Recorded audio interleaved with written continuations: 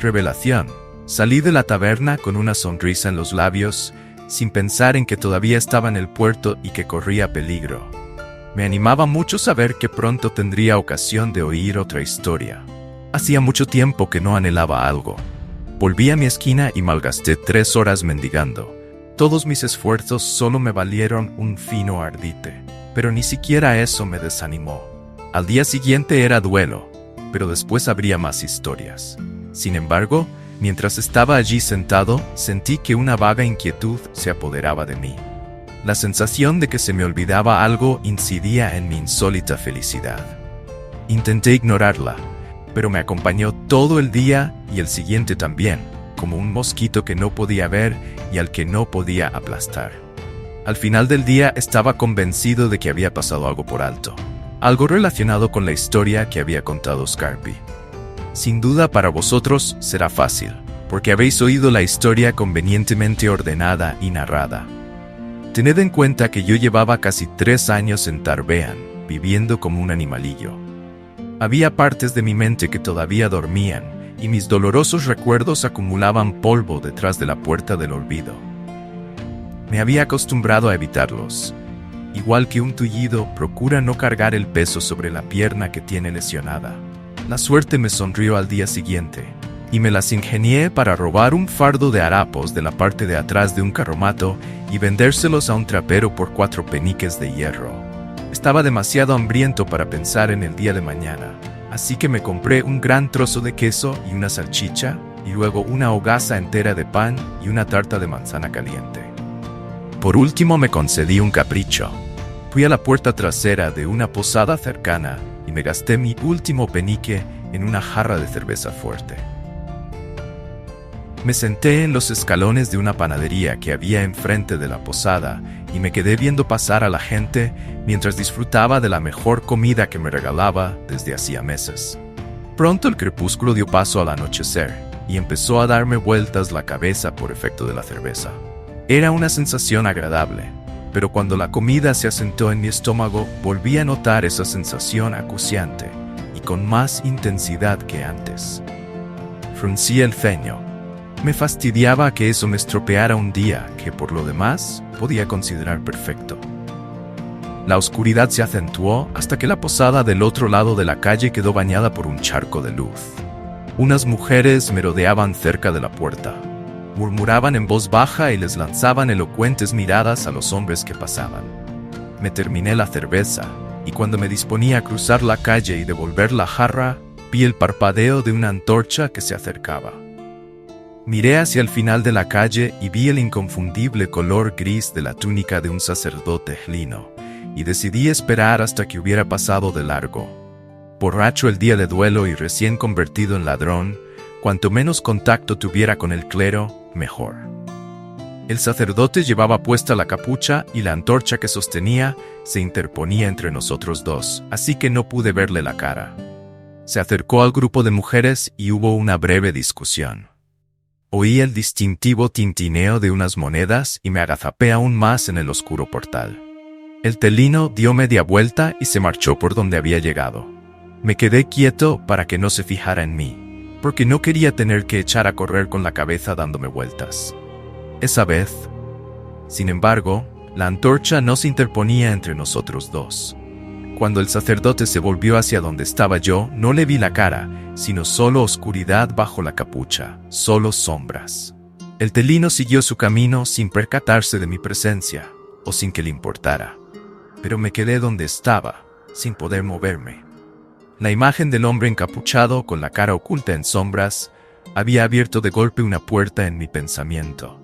Y los recuerdos se estaban derramando. Recordé a un hombre con los ojos vacíos y con una sonrisa de pesadilla. Recordé la sangre de su espada.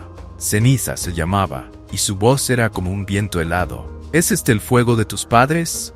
Pero no era él, sino el hombre que tenía detrás. El que estaba callado, sentado junto al fuego. El hombre cuya cara estaba oculta en sombras.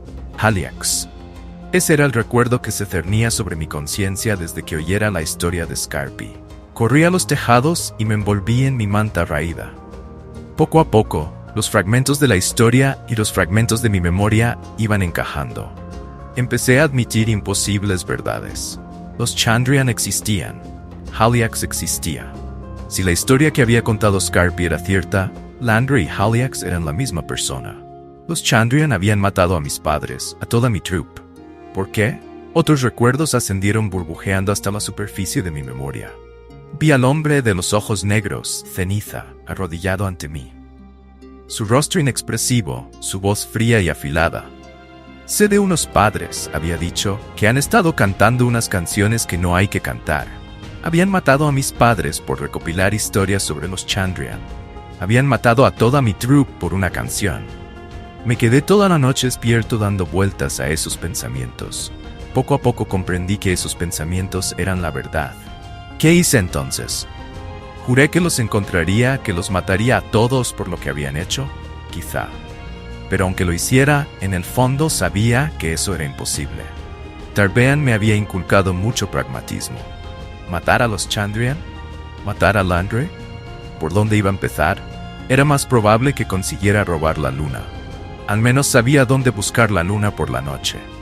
Pero había una cosa que sí podía hacer. Al día siguiente interrogaría a Scarpi sobre la verdad que había detrás de sus historias. No era gran cosa, pero era lo único que podía hacer. Quizá la venganza estuviera fuera de mi alcance, al menos de momento, pero todavía abrigaba esperanzas de descubrir la verdad. Me aferré con fuerza a esa esperanza durante toda la noche, hasta que salió el sol y me quedé dormido. La vigilante mirada de Telu. Al día siguiente desperté al oír las campanadas que daban la hora. Conté 4 campanadas, pero no sabía cuántas no había oído. Parpadeé, adormilado, e intenté calcular qué hora era a partir de la posición del sol. Cerca de la 6ª campanada. Scarpi debía de estar empezando su historia. Eché a correr por las calles. Mis pies descalzos golpeaban los duros adoquines, pisaban charcos y tomaban atajos por los callejones. Lo veía todo borroso y aspiraba grandes bocanadas del aire húmedo y estancado de la ciudad. Irrumpí en el medio mástil casi corriendo y me quedé apoyado en la pared del fondo, junto a la puerta. Reparé en que en la posada había más gente de la habitual a tan temprana hora de la noche. Entonces la historia de Scarpi me capturó, y no pude sino escuchar su grave y cadenciosa voz y contemplar sus chispeantes ojos. Celitos el tuerto se adelantó y dijo: «Señor, si hago esto, ¿se me otorgará el poder para vengar la pérdida de la ciudad reluciente? ¿Podré desbaratar los planes de Landry y de sus Chandrian, que mataron a tantos inocentes y que incendiaron mi amada Mir Tariniel?» Aleph dijo: «No. Todo lo personal debe quedar aparte, y tú solo debes castigar o recompensar lo que tú mismo veas a partir de hoy». Celitos agachó la cabeza. «Lo siento», dijo, «pero mi corazón me dice que debo intentar impedir esas cosas antes de que sucedan, y no esperar y castigar más tarde». Algunos Ruach murmuraron palabras de aprobación y se pusieron al lado de Celitos, porque recordaban Mir Tariniel y estaban llenos de rabia y de dolor por la traición de Landry.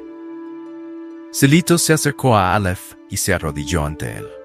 «No puedo hacerlo, porque no puedo olvidar, pero me enfrentaré a él con la ayuda de estos fieles Ruach. Veo que sus corazones son puros. Los llamaremos los Amir, en memoria de la ciudad devastada. Frustraremos los planes de Landry y de todos los que lo sigan. Nada nos impedirá alcanzar el bien mayor». Muchos Ruach se apartaron de Celitos. Tenían miedo y no querían involucrarse en asuntos tan serios. Pero Telu dio un paso adelante y dijo: «Para mí lo primero es la justicia. Dejaré este mundo para servirlo mejor, sirviéndote a ti». Se arrodilló ante Aleph, con la cabeza agachada y las palmas extendidas junto a los costados. Otros se acercaron. El alto Kirel, al que habían quemado pero que había sobrevivido entre las cenizas de Mir Tariniel. Dea, que había perdido a 2 esposos en la batalla y cuyo rostro, boca y corazón eran duros y fríos como la piedra. Enlace, que no llevaba espada ni comía carne de animales, y a quien nadie había oído hablar jamás con dureza. La rubia Geisa, que tenía un centenar de pretendientes en Belén antes de que cayeran las murallas. La primera mujer que fue forzada por un hombre. Leselte, que reía a menudo, incluso cuando estaba afligido. Y Met, que no era más que un niño y que nunca cantaba y que mataba con rapidez y sin derramar ni una lágrima. Ordal, la más joven de todos, que nunca había visto morir a nadie, y que estaba ante Aleph, valiente, con el dorado cabello adornado con cintas. Y a su lado estaba Andan, cuyo rostro era una máscara con ojos llameantes, y cuyo nombre significaba ira. Se acercaron todos a Aleph, y él los tocó. Les tocó las manos, los ojos y los corazones. La última vez que los tocó sintieron dolor, y les salieron unas alas en la espalda que les permitirían ir a donde quisieran. Alas de fuego y sombra, alas de hierro y cristal, alas de piedra y sangre. Entonces Aleph pronunció sus largos nombres y los envolvió un fuego blanco. El fuego recorrió sus alas y se volvieron rápidos. El fuego les acarició los ojos y pudieron ver en lo más profundo del corazón de los hombres. El fuego les llenó la boca y cantaron canciones de poder. Entonces el fuego se instaló en su frente, como estrellas de plata, y se volvieron de inmediato honrados, sabios y sobrecogedores. Entonces el fuego los consumió y desaparecieron para siempre de la vista de los mortales. Solo los más poderosos pueden verlos, y aun ellos solo con gran dificultad y gran peligro. Ellos imponen justicia en el mundo, y Tehlu es el más poderoso de todos. Ya he oído suficiente. No lo dijo en voz alta, pero fue como si hubiera gritado. Cuando Scarpi contaba una historia, cualquier interrupción era como masticar un grano de arena en medio de un bocado de pan. Dos individuos ataviados con capas oscuras que estaban en el fondo de la estancia fueron hacia la barra. Uno era alto y orgulloso, y el otro bajito y con capucha. Atisbé una túnica gris debajo de sus capas y supe que eran sacerdotes telinos. Peor aún, vi a otros dos hombres que llevaban una coraza debajo de la capa. Mientras estuvieron sentados no me había fijado en ellos, pero al verlos levantarse comprendí que eran los hombres duros de la iglesia. Tenían el rostro adusto, y la caída de sus capas me hizo sospechar que llevaban espadas. No fui el único que lo vio. Los niños se escabulleron por la puerta. Los más vivos trataron de aparentar indiferencia, pero algunos se echaron a correr antes de llegar a la calle. Solo quedamos tres. Un muchacho ceáldico que llevaba una camisa con encaje, una niña que iba descalza y yo. Tres insensatos. Creo que ya hemos oído todos bastante, dijo el más alto de los sacerdotes con severidad. Era delgado y tenía unos ojos hundidos con un brillo tenue, como brasas. Una barba muy bien cortada del color del hollín afilaba los bordes de su cara, que parecía la hoja de un cuchillo.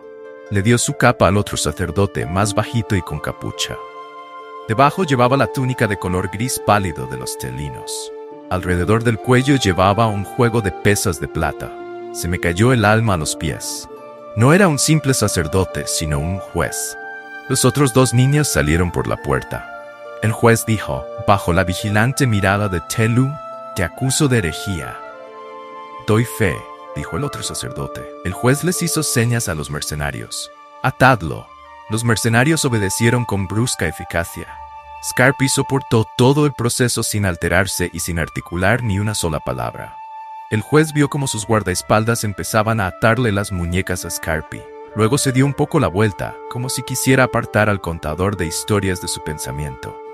Recorrió la taberna con la mirada, y su inspección terminó en el hombre calvo y con delantal que estaba detrás de la barra. «Que Tehlu os bendiga», tartamudeó el dueño del medio mástil. «Que así sea», se limitó a decir el juez. Volvió a recorrer la estancia con la mirada. Por fin se volvió hacia el otro sacerdote que se apartó de la barra. «Anthony, ¿crees que en un local tan bonito como este puede haber herejes?» «Todo es posible, señor juez». «Ah», dijo el juez, y paseó lentamente la vista por toda la estancia. Una vez más, terminó inspeccionando al tabernero. «¿Puedo ofrecerles algo de beber a sus señorías?», se apresuró a decir el tabernero. Hubo un único silencio. «Quiero decir, algo de beber para ustedes y para sus hermanos. Un buen barril de vino blanco de Falos, para mostrarles mi agradecimiento. Le dejo estar aquí porque al principio sus historias eran interesantes». Tragó saliva y siguió hablando atropelladamente, pero entonces empezó a decir cosas escandalosas. No me atreví a echarlo porque es evidente que está loco, y todo el mundo sabe que Dios castiga con dureza a los que maltratan a los locos. Se interrumpió y de pronto la estancia quedó en silencio.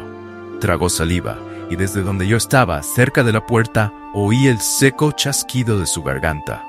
Es un ofrecimiento muy generoso, dijo el juez por fin. Muy generoso, repitió el otro sacerdote. Sin embargo, a veces los licores tientan a los hombres a cometer perversidades. Perversidades, susurró el otro sacerdote. Y algunos de nuestros hermanos han hecho votos contra las tentaciones de la carne. Así pues, debo rechazar tu ofrecimiento. La voz del juez resumaba piadoso pesar. Conseguí que Scarpi me mirara y le vi esbozar una discreta sonrisa. Sentí un nudo en el estómago. El anciano contador de historias no parecía tener ni idea del aprieto en que se había metido. Pero al mismo tiempo, en el fondo, mi egoísmo me decía: si hubieras llegado antes y ya hubieses averiguado lo que necesitabas saber, ahora no te parecería tan grave, ¿no? El dueño de la taberna rompió el silencio. En ese caso, ya que no pueden llevárselo, ¿por qué no aceptan el valor del barril? El juez se quedó pensativo. Háganlo por los niños, añadió el tabernero. Sé que emplearán ese dinero para ayudarlos. El juez frunció los labios. Está bien, dijo tras una pausa, por los niños. El otro sacerdote dijo con un tono desagradable, por los niños. El tabernero compuso una débil sonrisa. Scarpi me miró, puso los ojos en blanco y me lanzó un guiño. Se diría, dijo Scarpi con su voz melosa, que unos elegantes clérigos como vosotros encontrarían cosas mejores que hacer que detener a contadores de historias y extorsionar a hombres decentes. El tintineo de las monedas del tabernero se extinguió, y fue como si toda la estancia contuviera la respiración. Con estudiada tranquilidad, el juez le dio la espalda a Scarpi y habló por encima del hombro, dirigiéndose al otro sacerdote. Por lo visto nos hallamos ante un hereje cortés, Anthony. ¡Qué cosa tan extraña y maravillosa! Podríamos vendérselo a una troupe rue. Guarda cierto parecido con un perro parlante. Scarpi habló con la mirada fija en la espalda del juez. No es que espere que salgáis en busca de Haliax y los 7. Hombres pequeños, actos pequeños, digo yo siempre. Imagino que el problema reside en encontrar un trabajo lo bastante pequeño para unos hombres como vosotros. Pero tenéis recursos. ¿Podríais recoger basura o mirar si hay piojos en las camas de los burdeles cuando los visitáis? El juez se dio la vuelta, agarró la copa de barro cocido de encima de la barra y la estrelló contra la cabeza de Scarpi, haciéndola añicos. «No hables en mi presencia», chilló. «Tú no sabes nada». Scarpi sacudió un poco la cabeza como para despejarse. Un hilillo de sangre empezó a correr por su rostro curtido y se perdió en una de sus cejas de espuma de mar. Supongo que en eso tienes razón. Tehlu siempre decía. No pronuncies su nombre, bramó el juez muy colorado. Tu boca lo mancilla. Es una blasfemia en tu lengua. Vamos, Erlus, dijo Scarpi como si hablara con un niño pequeño. Tehlu te odia más que el resto de la gente, lo que no es poco. Un silencio artificial se apoderó de la taberna. El juez palideció. Que Dios se apiade de ti, dijo con voz fría y temblorosa. Scarpi miró un momento al juez sin decir nada. Entonces se puso a reír. Era una risa retumbante y sonora que surgía del fondo de su alma. Los ojos del juez buscaron a uno de los hombres que había atado al contador de historias. El mercenario, sin preámbulos, golpeó a Scarpi con el puño. Primero en un riñón y luego en la parte de atrás de la cabeza. Scarpi cayó al suelo. La taberna quedó en silencio. El ruido de su cuerpo al golpear las tablas del suelo pareció apagarse antes que el eco de su risa. El juez hizo una seña y uno de los guardias levantó al anciano por el pescuezo. Scarpi colgaba como una muñeca de trapo y sus pies rozaban el suelo. Pero Scarpi no estaba inconsciente, sino solo aturdido. El contador de historias hizo girar los ojos hasta enfocar al juez. «Que Dios se apiade de mí». Emitió un graznido que en otro momento podría haber sido una carcajada. «No sabes la gracia que tiene eso viniendo de ti». Entonces Scarpi habló como si se dirigiera al aire. «Corre, Wood. Con esta clase de gente no se consigue nada bueno. Vete a los tejados, quédate un tiempo donde no puedan verte. Tengo amigos en la iglesia que pueden ayudarme. Tú, en cambio, no puedes hacer nada. Vete». Como no me miraba mientras hablaba, hubo un momento de confusión. Entonces el juez hizo otra seña, y uno de los guardias le asestó un golpe a Scarpi en la cabeza. El anciano puso los ojos en blanco, y se le cayó la cabeza hacia adelante. Me escabullí por la puerta y salí a la calle. Seguí el consejo de Scarpi, y antes de que salieran de la taberna, yo ya corría por los tejados. Las puertas de mi mente. Subí a los tejados y me refugié en mi escondite. Una vez allí, me envolví en mi manta y lloré. Lloré como si algo se hubiera roto dentro de mí y todo se desbordara. Cuando me cansé de llorar, ya era noche cerrada. Me quedé allí tumbado contemplando el cielo, agotado pero sin poder dormir. Pensé en mis padres y en la troupe, y me sorprendió comprobar que los recuerdos eran menos amargos que antes. Por primera vez en todos esos años, utilicé uno de los trucos que me había enseñado Ben para serenar y agudizar la mente. Me costó más de lo que recordaba. Pero lo conseguí. Cuando duermes toda una noche sin moverte, al despertar por la mañana, tienes el cuerpo entumecido. Si recordáis cómo es ese primer desperezo, agradable y doloroso, quizá entendáis cómo se sentía mi mente después de tantos años. Desperezándose para despertar en los tejados de Tarbean. Pasé el resto de la noche abriendo las puertas de mi mente. Dentro encontré cosas que había olvidado hacía mucho tiempo. Mi madre combinando palabras para componer una canción, ejercicios de dicción para actuar, 3 recetas de té para calmar los nervios y favorecer el sueño, escalas de laúd. Mi música. ¿De verdad hacía años que no tenía un laúd en las manos? Pasé mucho tiempo pensando en los Chandrian, en lo que le habían hecho a mi troupe, en lo que me habían arrebatado. Recordé la sangre y el olor a pelo quemado y sentí arder en mi pecho una rabia sorda y profunda. Confieso que esa noche tuve pensamientos vengativos y tenebrosos, pero los años que había pasado en Tarbean me habían infundido un férreo pragmatismo. Sabía que la venganza no era más que una fantasía infantil. Tenía 15 años. ¿Qué podía hacer yo? Sin embargo, sabía una cosa. Se me había ocurrido mientras estaba allí tumbado recordando. Era algo que Haliax le había dicho a Ceniza. ¿Quién te protege de los Amir? ¿De los cantantes? ¿De los Sith? ¿De todo lo que podría hacerte daño? Los Chandrian tenían enemigos. Si lograba encontrarlos, ellos me ayudarían. No tenía ni idea de quiénes eran los cantantes ni los Sith. Pero todo el mundo sabía que los Amir eran los caballeros de la Iglesia, la poderosa mano derecha del imperio de Atur. Desgraciadamente, todo el mundo sabía también que hacía 300 años que no existían los Amir. Se habían disuelto tras la caída del imperio de Atur. Pero Haliax había hablado de ellos como si todavía existieran. Y la historia de Scarpi sugería que los Amir habían empezado con Celitos, no con el imperio de Atur, como a mí siempre me habían enseñado. Era evidente que había más cosas que yo necesitaba saber. Cuanto más pensaba en ello, más preguntas surgían. Resultaba obvio que los Chandrian no mataban a todo el que recogiera historias o cantara canciones sobre ellos. Todo el mundo sabía alguna historia sobre los Chandrian, y todos los niños del mundo, en un momento u otro, han cantado esa cancioncilla absurda sobre sus señales. ¿Qué era lo que hacía que la canción de mis padres fuera diferente?